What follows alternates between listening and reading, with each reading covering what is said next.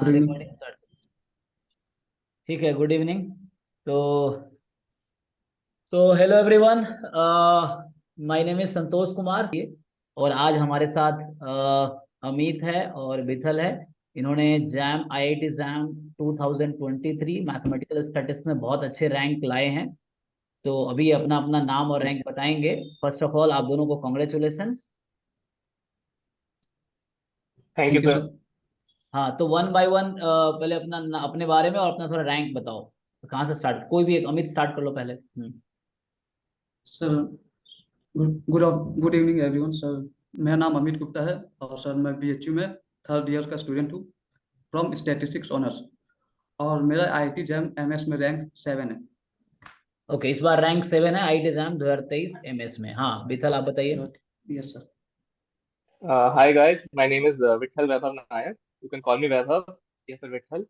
And my All India rank is of IIT JAM MS is All India rank 13. I too am from BHU, Statistics Honors, third year student. Okay, तो आप दोनों BHU statistics honours से हैं। मैं बहुत सारे BHU वाले लोगों को जानता हूँ क्योंकि आईआईटी बॉम्बे में हर साल 5-6 बच्चे जाते ही हैं बीएचयू से। मतलब इस बार कम मुझे लग रहा है। या आप पिछले बार जैसे मेरे सीनियर थे, एक तो मैं नाम भूल जाता हूँ, या सीनियर जूनियर क्लासमेट से बहुत सारे बीएचयू के रहे हैं आईआईटी बॉम्बे में जब मैं था वहाँ पे। तो जैसे जूनियर कौन है, चलो नाम तो भूल गया अभी मैं। एनीवे, तो स्टार्ट करते हैं अभी। तो हमारे पास दो अभी जो क्वेश्चन से स्टार्ट करता हूँ। तो पहले एक बार थोड़ा इंट्रोडक्शन बताओ, कहाँ से हो और आपकी अभी तक की जर्नी कैसी रही है अभी तक का। सर सर मैं सर झारखंड स्टेट से हूँ सर, धनबाद डिस्ट्रिक्ट। और मेरी स्कूलिंग जो है सर 1 to 12 वहीं होम टाउन से ही हुई है। और 12 के बाद मैं सर बीएचयू का फॉर्म अप्लाई किया और बीएचयू में सर इंटर किया। ओके, बीएचयू से मतलब बीएससी। यस तो सर। आप मतलब आप झारखंड बोर्ड से 10th और 12th पास किए हैं। नहीं सर, बोर्ड मेरा सीबीएसई था सर, 1 to 12। अच्छा, 1 से 12 आपका बोर्ड सीबीएसई था, लेकिन आप रहने वाले धनबाद झारखंड के हैं। Yes sir. ओके, हाँ अभी तक आप बताइए। Uh, I am from the state of Odisha, Bhubaneswar, but I have done my schooling in Bangalore, the entire 12 years, first to 12th. और मैं सीबीएसई से पास आउट किया हूँ and I am an inspire scholar. और मैं 12th के बाद तुरंत बीएचयू में एडमिशन लिया हूँ the subject of statistics. Oh nice. अच्छा, भुवनेश्वर से याद है, मैं भी भुवनेश्वर में 1 साल रह के आया हूँ। वहाँ एक सोआ यूनिवर्सिटी है जहाँ मैं 1 साल प्रोफेसर था। अभी 1-2 साल पहले, 1 साल यस पहले। तो चलो अच्छा है। तो स्टैटिस्टिक्स में आप लोगों का कब, किसने बताया स्टैटिस्टिक्स ऑनर्स करना चाहिए, मतलब बताओ एक करके, कैसे पता चला। सर 11th और 12th में सर तो मैं जेई का ही प्रिपरेशन कर रहा था बाकी की तरह। तो सर एज ए बैकअप मैंने बीएचयू का फॉर्म भी फिलअप किया था। और मेरा जेई में लगभग परसेंटाइल तो लगभग अच्छे नहीं थे, इसलिए मैं सोचा बीएचयू मुझे अच्छा ऑप्शंस लगा। तो फिर मैंने बहुत सीनियर से बात किया तो मुझे पता चला कि 2-3 सब्जेक्ट्स ऑनर्स है जिसमें अच्छा स्कोप है आगे, जैसे स्टैटिस्टिक्स हो गया, जियोलॉजी हो गया, ये सब। तो मुझे मैथ्स में इंटरेस्ट था और स्टैटिस्टिक्स, इसलिए मैंने थोड़ा सोचा कि स्टैटिस्टिक्स से चूज किया जाए। ओके, विशाल आप बताइए हम्म, स्टैटिस्टिक्स का। Sir I hadn't prepared for JEE, तो मेरा मेन इंटरेस्ट था कि मतलब I knew guys who went to IITs to IIT JAM. तो मुझे पता था from my elder sister, she guided me and so I I knew the very I knew the importance of statistics as a subject in the present day industry and world. तो मैं BSc statistics में interested था, तो direct BHU में आया and then my aim was always to crack IIT JAM and go to IIT Bombay. So really grateful that it planned out well and happened, manifested in real life. Sir mute हो गया sir. हाँ, sir आप mute हो गए। Yes. तो मैं बोल रहा हूँ आप दोनों आईआईटी बॉम्बे जाने वाले हो इस बार। यस, हाँ मोस्ट डेफिनेटली। एक तो ये बच्चों का, अभी कई सारे बच्चों को मेरे पास क्वेरी है कि मुझे सर समझ नहीं आ रहा आईआईटी कानपुर में एडमिशन लूँ या आईआईटी बॉम्बे में लूँ। आप लोगों ने कैसे डिसाइड किया बॉम्बे जाना है या कानपुर जाना है।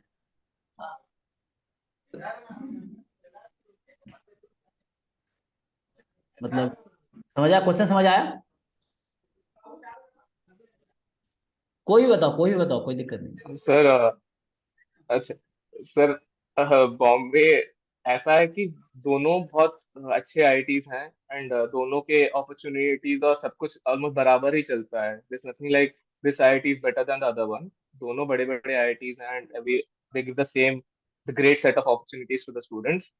बट क्या था कि Bombay like it was an emotion attach to it, कि बॉम्बे सोच के प्रिपरेशन किए थे, तो maybe it's slightly emotional part कि हाँ बॉम्बे जाएंगे. यस। आपके लिए क्या था अमित, सेम कुछ और?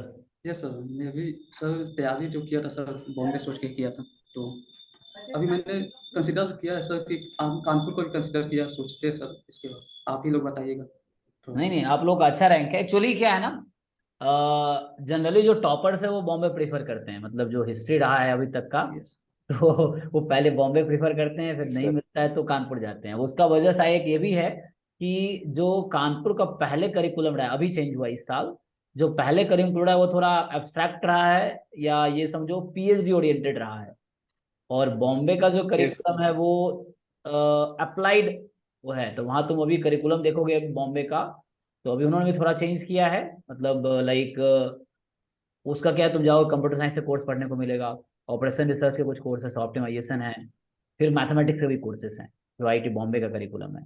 कानपुर में क्या है, कानपुर में उन्होंने पूरा फोकस स्टैटिस्टिक्स पे दिया हुआ है।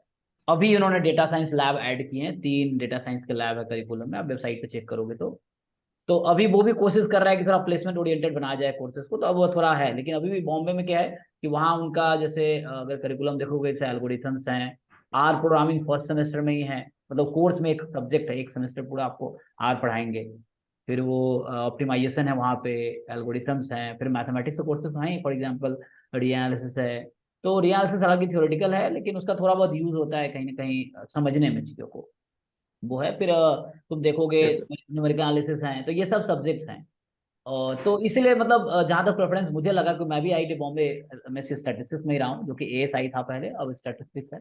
तो ज़्यादातर हमने यही नोटिस किया है कि उसका प्लेसमेंट ओरिएंटेड कोर्स है। और बॉम्बे में चूंकि मैं रहा हूँ, तो बॉम्बे का प्लेसमेंट बहुत वाइड लेवल बहुत अच्छा है। उनका एक सीनियर जूनियर इंटरेक्शन और वो सब बहुत अच्छा है। कानपुर चूंकि मैं रहा नहीं तो मुझे ज़्यादा आइडिया है नहीं, यस। लेकिन अब सुने हैं कानपुर भी अच्छा हो गया है, करिकुलम चेंज किया उन्होंने, प्लेसमेंट सिनेरियो अच्छा हो गया है।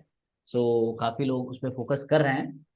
तो ठीक है, जो अच्छे रैंक है वो बॉम्बे जाएंगे, यस सर. बाकी जिनका इंटरेस्ट है कहीं भी यस। जा सकते हैं। देखो तुम्हारा मेहनत है, तुम कहीं से जाओगे कहीं से भी अच्छा कर सकते हो, है ना? तो यस सर. मेहनत है। चलिए, तो अब आते हैं आपके जर्नी पे। तो जैम की जर्नी आपकी कहाँ से स्टार्ट होती है, कब पहली बार पता चला जैम करना है?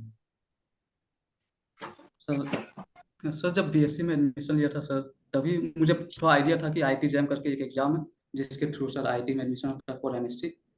तो मैं थोड़ा थोड़ा सर स्टार्टिंग किया था फर्स्ट सेमेस्टर में, फिर मैंने थोड़ा उसे छोड़ दिया और एसएससी की तैयारी करने लगा था, गवर्नमेंट एग्जाम्स की, क्योंकि कोरोना का पीरियड था।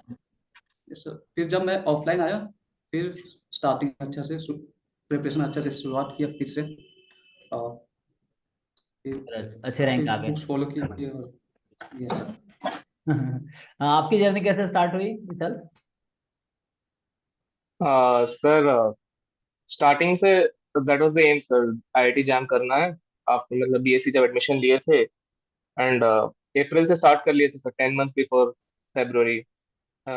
जैसे कि पिछले साल जब हमारे सीनियर्स के रिजल्ट रिलीज हुए थे, तो एक सीनियर से आके मिला था, and he guided me through initially. उसके बाद तो टच में नहीं रहे हम लोग, but initially guided me through, and तब से अप्रैल से स्टार्ट तो आपको क्या बीएससी करने से पहले जैम पता था, या बीएससी के बाद पता चला, बीएससी एडमिशन लेने के बाद? हुआ रफली. म्यूटेड है सर. आप म्यूट। हाँ, क्वेश्चन समझ आया? कि मैं पूछ रहा हूँ आपको जैम के बारे में बीएससी से पहले पता था, एडमिशन लेने से पहले, या एडमिशन लेने के बाद पता चला? सर मुझे तो सर एडमिशन के पहले से बाद पता बीएससी चला से सर। पहले.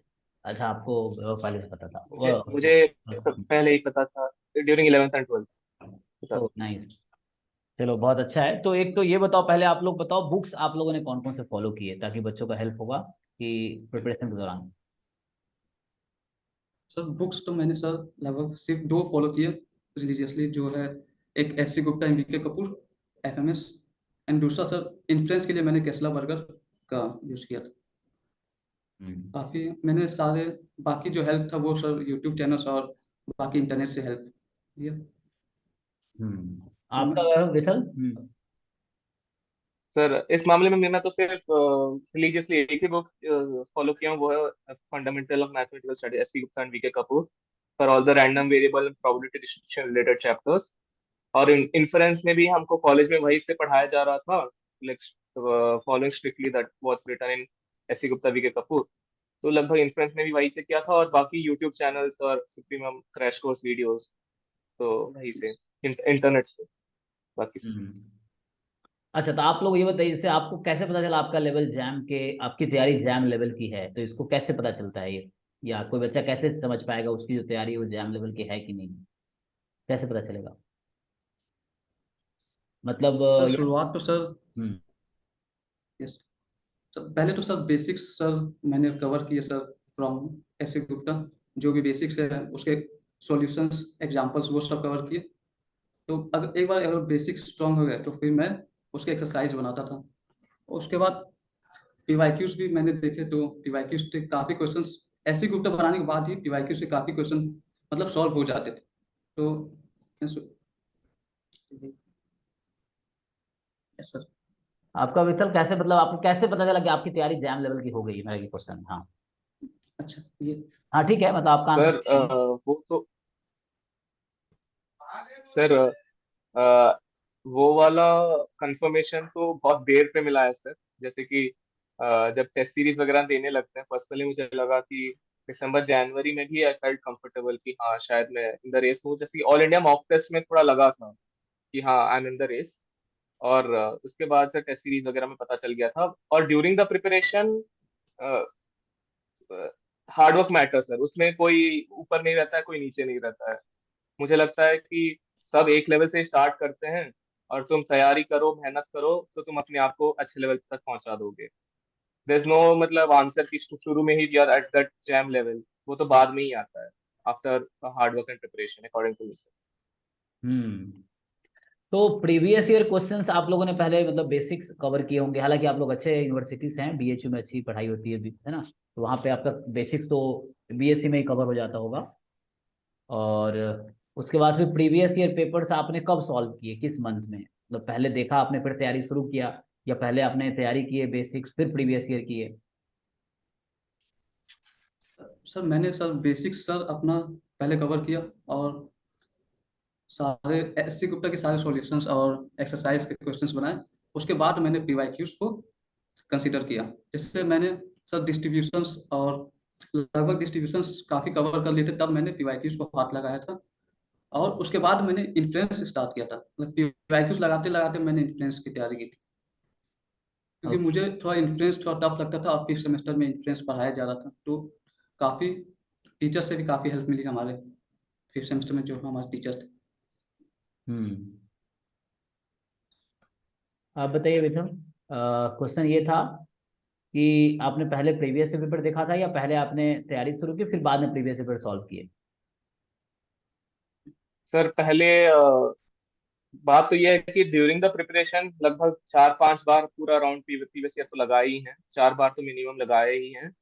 और जैसे कि अमित ने किया था, पहले मैं रैंडम वेरिएबल और प्रोबेबिलिटी डिस्ट्रीब्यूशन रिलेटेड चैप्टर्स पढ़ लिया, उसके सारे कॉन्सेप्ट, उसके सारे प्रॉपर्टीज, इंटर रिलेशन, ट्रांसफॉर्मेशन, सब कुछ। एंड देन उसी टॉपिक के सारे क्वेश्चंस कर लिया सर पीवाईक्यू से। हम्म। देन इन्फ्लुएंस पढ़ लिया था, फिर उसी टॉपिक से सारे पीवाईक्यू कर लिया इन अ लाइन 2005 से लेकर 22 तक। फिर मैथ्स मैथ्स पोर्शन के पूरा मैथ्स पोर्शन पढ़ लिया था फिर उसके बाद। And then the month of January towards the end मैं ओवरऑल मतलब कंप्लीट लगा रहा था, मतलब विदाउट मतलब mixing up of all the question, जैसे कि एग्जाम में जैसे आता है, नॉट चैप्टर वाइज और एनीथिंग। जनवरी में मैं 2 बार फिर से लगाया हूँ पीवाईक्यूज। तो पीवाईक्यूज बहुत इंपॉर्टेंट मेरे जर्नी में थे, पीवाईक्यूज सॉल्व करना। तो या दैट्स इट। बिल्कुल, तो आप लोग ये कहना, शुरू में थोड़ी तैयारी कर लो, फिर आप प्रीवियस ईयर पेपर बार बार सॉल्व करो, उससे एक कॉन्फिडेंस आ सकता है आप में, फिर टेस्ट सीरीज देना आपकी तैयारी चेक करने के लिए कि आपकी कितनी तैयारियां हैं, है ना, प्रिपरेशन कैसी है। Yes sir. So test series कितना इंपॉर्टेंट है, आप लोगों को क्या लगता है, कितना इंपॉर्टेंट है test series? Sir test series sir काफ़ी मदद किया सर मेरे प्रिपरेशन में। एक्चुअली हमारा सेमेस्टर एग्जाम जो था फिफ्थ सेमेस्टर का, वो ऑलमोस्ट सर नवंबर एंड तक खत्म हो गया था, और हमारे पास सर 2 महीना बचे थे, जिसमें हमने मैंने सिर्फ मॉक टेस्ट और पीवाईक्यू से सॉल्व किया था उस 2 महीने में, फ्रॉम दिसंबर टू 12 फरवरी। तो सर तो इससे सर मेरा सर 2 महीना सर मैंने सिर्फ मॉक टेस्ट ही कवर किया। सुबह मॉक टेस्ट करता था, रात को उसकी एनालिसिस पे जोर देता था। मैं और मेरे जो 3-4 दोस्त थे, हम लोग सब मिलकर साथ में ही मॉक टेस्ट देते थे और रात में उसका डिस्कशन करते थे। बाकी आप तो सर यूट्यूब पे उसके सॉल्यूशंस तो अपडेट कर ही देते थे। हम्म। हाँ, जब हम क्लास में डिस्कस करते थे यूट्यूब पे पब्लिक था, जैम का पूरा पेपर और गेट का पूरा प्रीवियस पेपर मैंने पब्लिक कर दिया तो था। मॉक टेस्ट ने सर काफ़ी हेल्प किया प्रिपरेशन के। आपका कैसे रहा विशाल? तो सर दिसंबर जैसे नवंबर में हम लोग का एग्जाम खत्म हो गया, फिर दिसंबर में I had still 2 sections of mathematics left to cover, जो था इंटीग्रल कैलकुलस और लीनियर अलजेब्रा। तो दिसंबर महीना मेरा उसमें लगभग लग गया था। और जनवरी महीना में मैं टेस्ट सीरीज लगाया हूँ and that actually played a really important role, क्योंकि जब सिलेबस खत्म हो जाता है we should make sure that our brain doesn't get dull, should keep practicing। और टेस्ट सीरीज बहुत इंपॉर्टेंट है उस चीज में, मतलब they give the entire run through about how a paper is।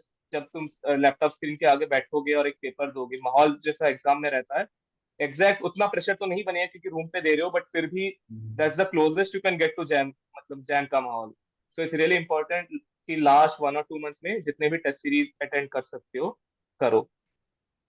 they बिल्कुल। keep your brain active और problem solving ability वो उसको मतलब एफिशिएंट बन जाते हैं फिर उसके बाद उसी के थ्रू से। Yes sir.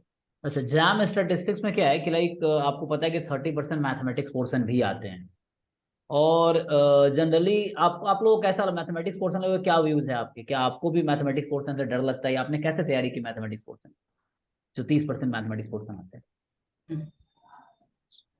Sir mathematics portion sir differential और इंटीग्रल कैलकुलस तो सर मैंने सर एनपीटीएल के वीडियोस है यूट्यूब पे, उससे मैंने कवर किया वो। और सर रियल एनालिसिस भी सर एनपीटीएल के लेक्चर्स थे, काफ़ी अच्छा उसमें कवर किया गया था। तो मेरे दोनों सब्जेक्ट्स तो इसी से कवर हो गए। और सीक्वेंस सर एक था सर कि रियल एनालिसिस तो मुझे हमेशा से ही टफ लगता था, और उससे क्वेश्चन लगभग मुझसे लास्ट तक भी नहीं बनते थे, मॉक टेस्ट में भी काफ़ी। तो उसके लिए मैं सर छोड़ ही दिया था उस चैप्टर को।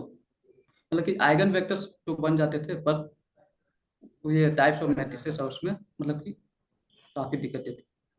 पर मैं यही कहूँगा कि सर अगर कोई किसी कॉन्सेप्ट आप समझ नहीं पा रहे तो सर उसे छोड़ देना ही बेस्ट है। अगर आप ओके। विशाल, आपका कैसे प्रिपरेशन हुआ मैथमेटिक्स पोर्शन का? मतलब कैसा लगता है, डिफिकल्ट, आसान? सर शुरू में से तो स्टैटिस्टिक्स ही पढ़ रहे थे, स्टैटिस्टिक्स में आई फेल्ट कंफर्टेबल। मैथ्स का तो डर लगता था क्योंकि मैथ्स में प्रॉब्लम्स नहीं बनते थे सर। तो जब मैं जून जुलाई में बेसिक यूट्यूब लेक्चर से सीक्वेंस एंड सीरीज और डिफरेंशियल कैलकुलस पढ़ लिया था, basic concepts, but that was not enough to for me to solve JAM level questions. फिर मैं सितंबर में मैं मतलब डरा हुआ सा था, जैसे कि I was not comfortable solving questions. तो सारे जो रिकॉर्डेड वीडियोस थे इन अ लाइन मैं देख डाला ऑफ सीक्वेंस एंड सीरीज और डिफरेंशियल कैलकुलस। तो फिर क्वेश्चंस बनने लगे थे इन अ बेटर, मतलब थोड़ा कॉन्फिडेंस बढ़ गया मेरा। और फिर लास्ट में एज ए सेड इन दिसंबर जब मैं इंटीग्रल कैलकुलस और लीनियर अलजेब्रा पढ़ा था with friends group study with I have 2 friends सारांश तिवारी एंड गगन, वो भी ऑल इंडिया रैंकर्स हैं। गगन का रैंक ऑल इंडिया रैंक 36 या 18 है 37। और हाँ, सारांश का 37 है। हाँ, वो भी तो हम हमारे वीडियोस साथ में ही शायद मिलके देखता पढ़े था, थे। पता चला हमें। Yes sir. सब वीडियोस है ना? हाँ। Yes sir. ओके, तो अच्छा है। हम लोग साथ में इंटीग्रल कैलकुलस और लीनियर अलजेब्रा पढ़े थे। तो mix sir sequence and series और real calculus in differential calculus में शशि सर की वीडियो से देखा था, और इंटीग्रल और लीनियर अलजेब्रा में दोस्तों के साथ ग्रुप स्टडी करके किया था। लास्ट में जाके मैच बनने ही लगे थे टुवर्ड्स दिसंबर जनवरी, तो कंसिस्टेंसी थी, लास्ट में जाके बन ही जाते हैं अगर मेहनत करो तो। ओके, अब आता है कि आप लोग पहले तो क्वेश्चन बच्चा ये पूछता है कितने घंटे पढ़ाई करते थे, है ना? ये बच्चे अक्सर पूछते हैं कितने घंटे आप लोग पढ़ाई करते थे डेली।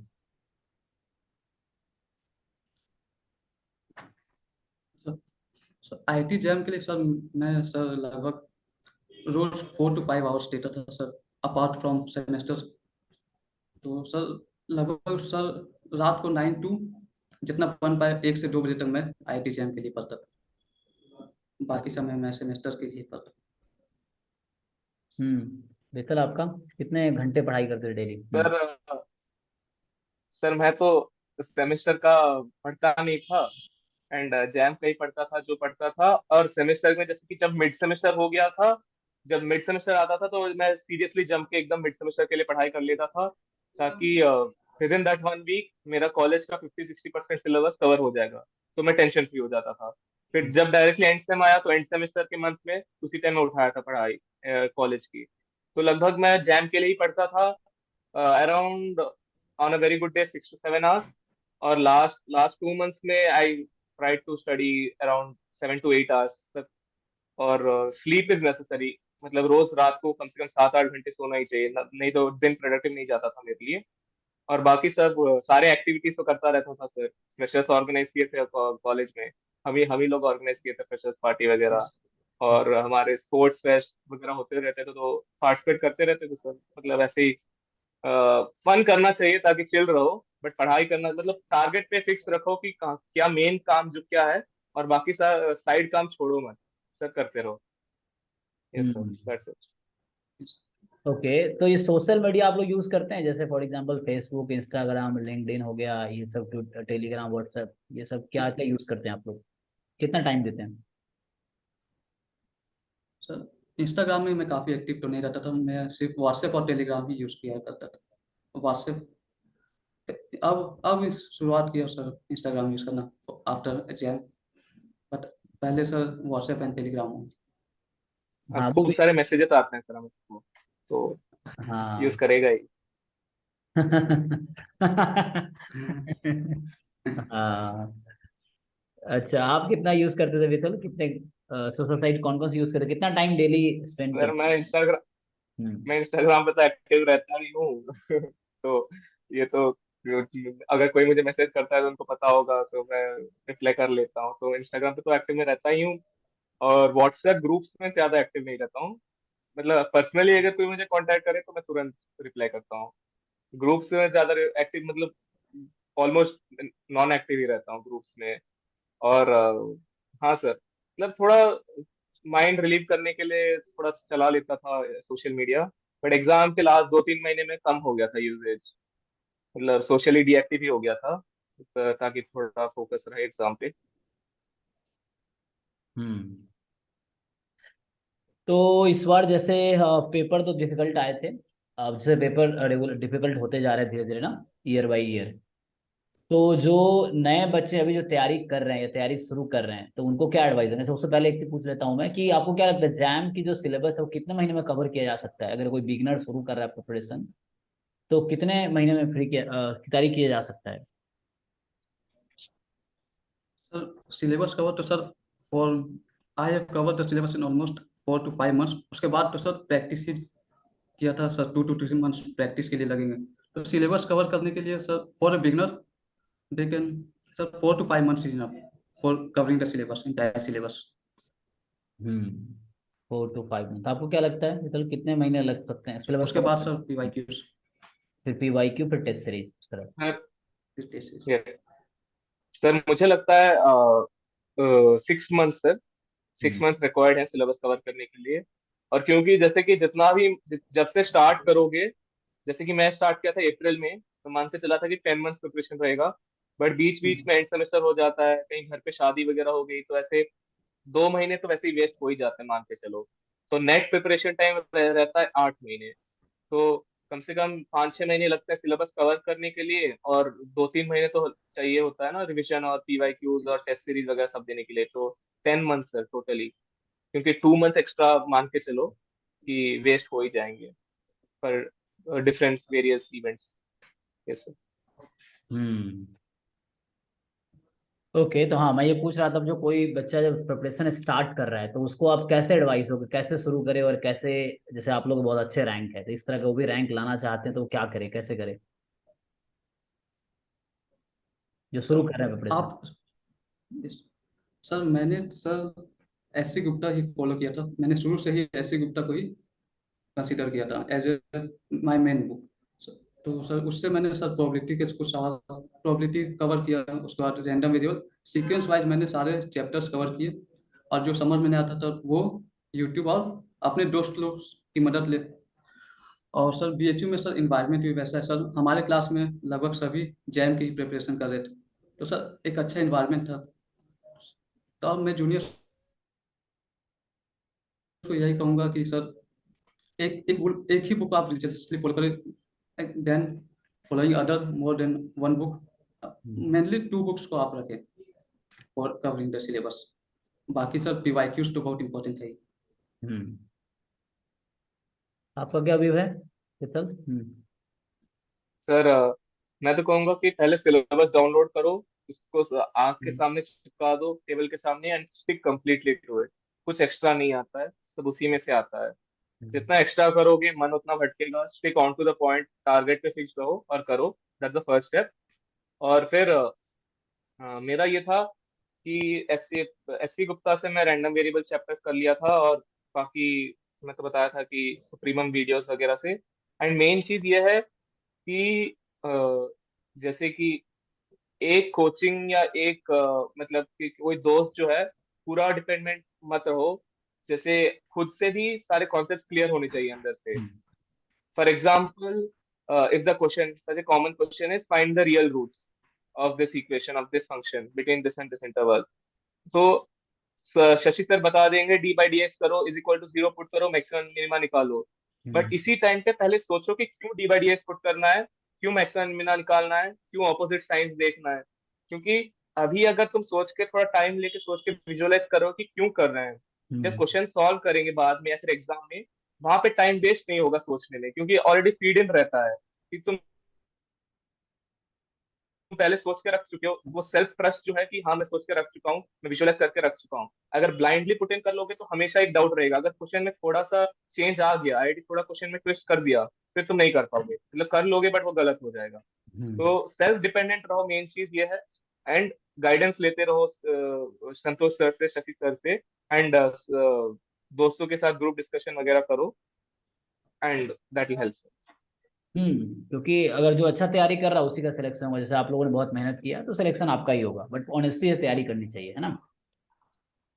Yes sir. ओके, तो अभी ऑलमोस्ट क्वेश्चंस तो मेरे हो ही गए हैं, और मैं क्या पूछना चाहता हूँ आप लोगों से।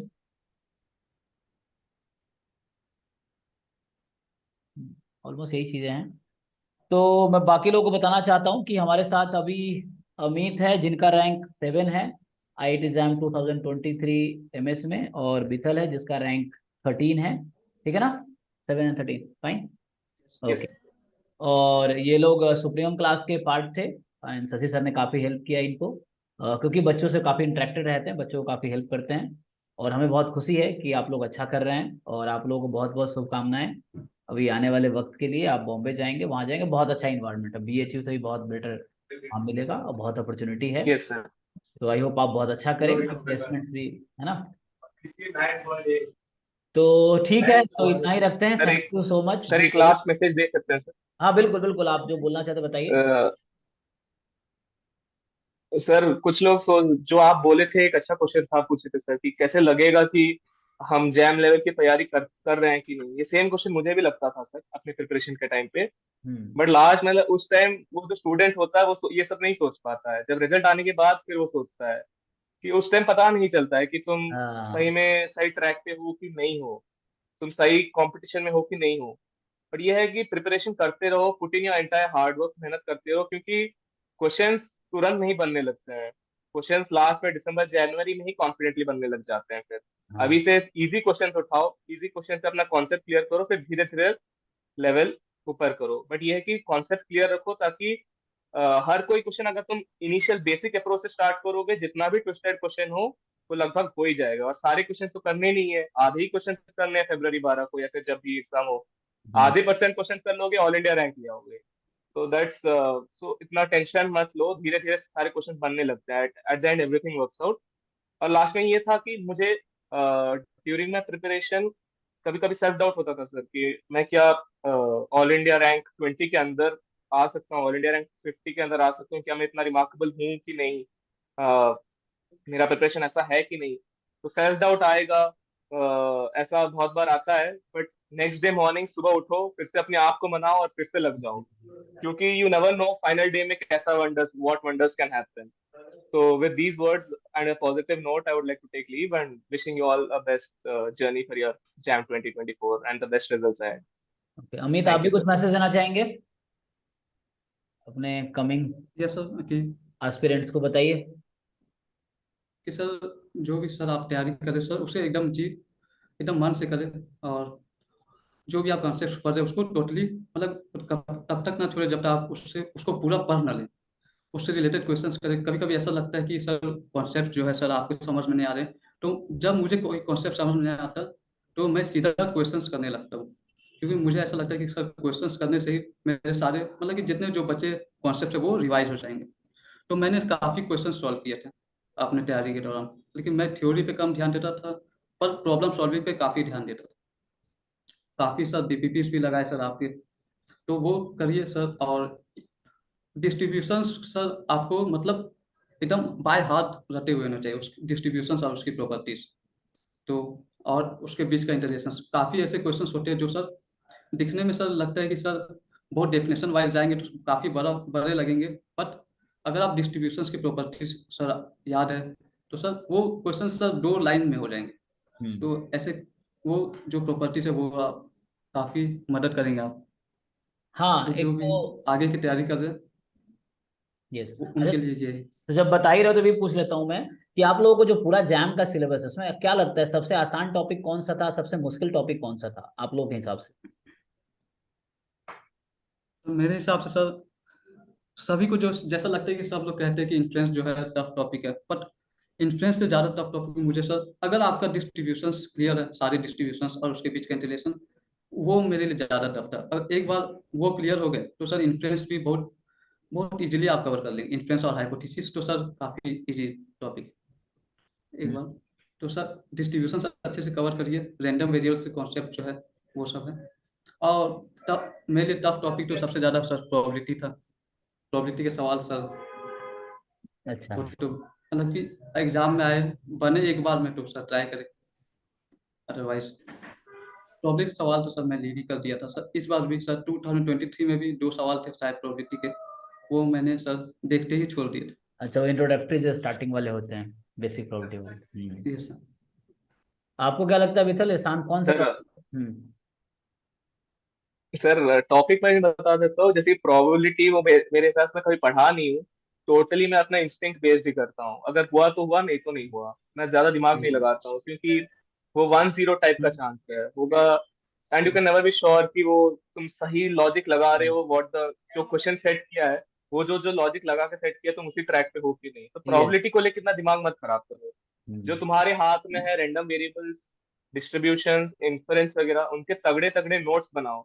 जैसे कि अमित जो बताया था, इंटर रिलेशंस और ट्रांसफॉर्मेशंस, और इन्फरेंस में MLEs, UMVUEs, complete sufficient statistics and confidence interval वगैरह for all the distributions we have studied, that is binomial, Poisson, जितने भी डिस्ट्रीब्यूशंस हैं उनके एमएलईज, यूएमव्यूज वगैरह, उनके अच्छे अच्छे अच्छे अच्छे नोट्स बनाओ। And those will actually prove very helpful at the end. और मैथ्स में स्पेशली सीक्वेंस एंड सीरीज और लीनियर अलजेब्रा के तो नोट्स बनने ही चाहिए। क्योंकि ये दोनों टॉपिक्स मुझे लगते हैं पूरे प्रॉपर्टीज पे ही खेल है। जो छोटे छोटे प्रॉपर्टीज होते हैं सब अच्छे से, अगर ये कन्वर्जेंट है तो नीड नॉट बी मोनोटोनिक, ये सब स्पेशली सर अच्छे से बताते हैं सारे प्रॉपर्टीज। तो उनको अच्छे से नोट डाउन करके वो ऑन द फिंगर टिप्स होने चाहिए ये सब। तो लगभग मुझे कंपैरेटिवली स्टैटिस्टिक्स इजी लगता था मैथ्स से। As but compare last two math मेरे सर। एग्जाम रिजल्ट में दोनों दोनों स्टैट्स और मैथ्स मेरा इक्वल ही मार्क्स आए थे। मतलब 50%, 50%। ऐसा नहीं कि मैथ्स में बहुत कम ही मार्क्स आए थे, स्टैट्स में बहुत ज्यादा। दोनों इक्वल वेटेज मार्क्स ही आए थे मेरे फाइनली एग्जाम में। Yes sir. अमित कुछ बोल रहे हैं तुम भी? सर कि sir as compared to sir maths sir मुझे भी स्टैटिस्टिक्स काफ़ी मतलब कि इजी था एज कम्पेयर टू मैथ्स, क्योंकि सर मुझे सर मैथ्स में काफ़ी दिक्कतें हुई जो पर लास्ट लास्ट में क्वेश्चंस बनने लगे। तो हाँ। मेरा मेजर फोकस जो था सर स्टैट्स पोर्शन पे ही था। मैं बहुत सारे बच्चों को जानता हूँ उनका स्टैट्स बहुत अच्छा था, क्योंकि मैं डिप्स में भी पढ़ाता हूँ, वहाँ भी बहुत सारे यस सर। बच्चे टेस्ट मैथ्स स्टैट्स बहुत अच्छा था, लेकिन उनका मैथ्स वीक होने की वजह से रैंक नहीं आया। तो हमारा सुप्रीम क्लास में ये बेनिफिट है कि लाइक यहाँ पे मैथ्स पोर्शन बहुत स्ट्रांग है, शशि सर का बहुत स्ट्रांग मैथ्स है, तो वो हेल्प करता है। स्टैट्स वालों को स्टैट्स तो आता ही है, जैसे आप लोग स्टैट्स बैकग्राउंड के 3 साल स्टैट्स पढ़े हो बीएससी में, तो स्टैट्स आता ही है। तो थोड़ी बहुत हेल्प हो जाता है। बाकी मैथ्स में यहाँ बहुत अच्छा हेल्प हो जाता है, क्योंकि मैथ्स से बच्चे डरते हैं। मैंने देखा जो स्टैट्स वाले बच्चे बहुत मैथ्स से डरते हैं या उनको नहीं आता है। लेकिन जब तक मैथ्स पोर्शन अच्छा नहीं होगा, अच्छे रैंक नहीं आएंगे। तो ये है। चलिए, आप लोगों ने बहुत अच्छा गाइड किया, तो थैंक यू सो मच। और एक और बात मैं बता दूं, हमारा टेस्ट सीरीज आप लोगों ने भी थे टेस्ट सीरीज में, तो हमारा पोर्टल भी वैसे ही यस लगभग यस हमने सर। कोशिश किया था कि जैम जैसा ही हो, ताकि आपको बिल्कुल वैसे ही रिपोर्ट मिले जैसा उसमें मिलता है, कितने कौन सही हुए, कौन से क्वेश्चन गलत हुए, है ना, किसमें कितने नेगेटिव मार्किंग है। सो इसमें टेस्ट सीरीज का काफी अच्छा बेनिफिट बच्चों को मिला हमारे यहाँ, है ना। तो आप लोग भी उन्हीं में से हैं कि जिनको बहुत अच्छा बेनिफिट मिला, और वह ठीक है। इसके साथ थैंक यू सो मच अपना टाइम देने के लिए, और फिर से आप लोगों को मैं फ्यूचर के लिए ऑल द बेस्ट बोलूंगा, और अच्छा करेंगे आप लोग। Yes sir. यस सर, चलिए, thank you. Thank you so much sir. Thank you thank you so so much. Much. Thank you.